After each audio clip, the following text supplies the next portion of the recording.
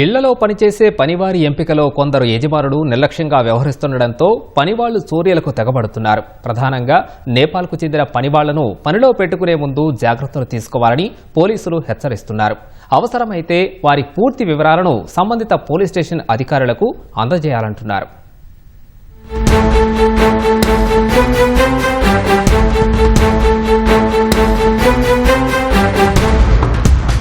ఇళ్లలో పనిచేసేవారు యజమానుల ఇంటికే కన్నం వేసి ఉడాయిస్తున్న ఉదంతాలు నగరంలో రోజురోజుకు పెరిగిపోతున్నాయి. ఈ నేపథ్యంలో ఇంటి యజమానులు పనివాళ్ల ఎంపిక విషయంలో జాగ్రత్తలు తీసుకోవాలని పోలీసులు సూచిస్తున్నారు. కాచిగూడ పరిధిలో ఓ వ్యాపారి ఇంట్లో దొంగలు పక్కా పథకం ప్రకారం పనిలోకి చేరారు. అదును చూసి దంపతులకు మత్తుమందిచ్చి కోట్ల విలువైన సొత్తుతో పారిపోయారు. నెల రోజుల క్రితం పనిలోకి చేరిన నేపాలీయుల నుంచి యజమాని ఎటువంటి వివరాలు తీసుకోలేదని పోలీసులు గుర్తించారు.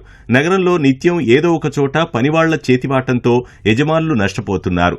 చేతులు కాలాక ఆకులు పట్టుకున్నట్లు చోరీ జరిగిన తర్వాత పోలీసులను ఆశ్రయిస్తున్నారు. గతంలో పలుమార్లు కోట్లు కొల్లగొట్టిన ఘటనలు కళ్లెదుట కనిపిస్తున్నా పనివాళ్ల ఎంపిక ప్రక్రియలో యజమానులు జాగ్రత్తలు పాటించట్లేదని పోలీసులు చెబుతున్నారు. నేపాల్ దొంగలు చోరీ చేసి సొంతూరు చేరితే వారిని పట్టుకోవడం అంత తేలిక కాదని పోలీసులు చెబుతున్నారు. 2 ఏళ్ల క్రితం సికింద్రాబాద్లో ఓ వ్యాపారి ఇంట్లో నేపాల్ పనివాళ్లు చోరీ చేసినప్పుడు పోలీసు యంత్రాంగం అప్రమత్తమైంది. నేపాల్ పౌరుల సంఘం నేతలతో సమావేశం నిర్వహించారు. నమ్మకానికి మారుపేరుగా కాపలా కాసే నేపాలీయులు దాన్ని వమ్ము చేయవద్దని సూచించారు. పోలీసుల హెచ్చరికల ప్రభావం కొంతకాలం సజావుగానే ఉన్నా మళ్లీ పాత పద్ధతికి వచ్చారు. ఈ ఏడాది ఇప్పటివరకు పనివాళ్ల మోసాలు చోరీలపై 25కు పైగా కేసులు నమోదయ్యాయి. చోరీలో ఆరితేరిన ఒకరిద్దరు నాయకత్వంలో 5 నుంచి 10 మందితో ముఠా ఏర్పాటు చేసుకుంటున్నారు. వీరిలో ఒకరిద్దరు మహిళలు ఉండేలా జాగ్రత్తలు తీసుకుంటారు.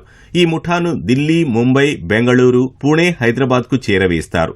ఆయా నగరాల్లోని సంపన్నులు, వ్యాపార వర్గాలు నివాసం ఉండే ప్రాంతాలకు వెళ్లి యజమానులను ప్రాధేయపడి పనిలోకి చేరుతారు. ఇంట్లో ఆభరణాలు, నగదు భద్రపరిచే ప్రదేశాలు, కుటుంబ సభ్యులు ఏ సమయాల్లో బయటకు వెళ్తారనే అంశాలను తెలుసుకుంటారు. కుటుంబంతో కలిసి 4-5 రోజులు బయటకు వెళ్లగానే పథకం అమలు చేసి ఒక్కచోటికి చేరతారు. సొమ్ము కాజేసి సెల్ ఫోన్లు స్విచ్ ఆఫ్ చేస్తారు. పోలీసులను పక్కదారి పట్టించేందుకు వాహనాలు, ప్రాంతాలు మారుతూ దళారీ వద్దకు చేరి సొమ్ము అప్పగించి మాయమవుతారు. కొన్ని ముఠాలు తమ వాటా తీసుకుని యూపీ సరిహద్దు నుంచి నేపాల్ చేరుతున్నట్లు పోలీసులు గుర్తించారు. 3 ఏళ్ల వ్యవధిలో నేపాలీయులు చోరీకి పాల్పడిన కేసుల్లో సగం మాత్రమే పోలీసులు ఛేదించగలగటం పరిస్థితి తీవ్రతకు అద్దం పడుతోంది. నివాసాలు, కార్యాలయాలు, దుకాణాల్లో పనిచేసే వారి గుర్తింపు కార్డులు సేకరించాలని పోలీసులు సూచిస్తున్నారు. వారి వివరాలను పోలీస్ స్టేషన్లో ఇస్తే నేర చరిత్ర ఆరా తీస్తామని స్పష్టం చేశారు. హ్యాకై యాప్లో ఉంచినా పోలీసులు ఆరా తీస్తామని చెబుతున్నారు.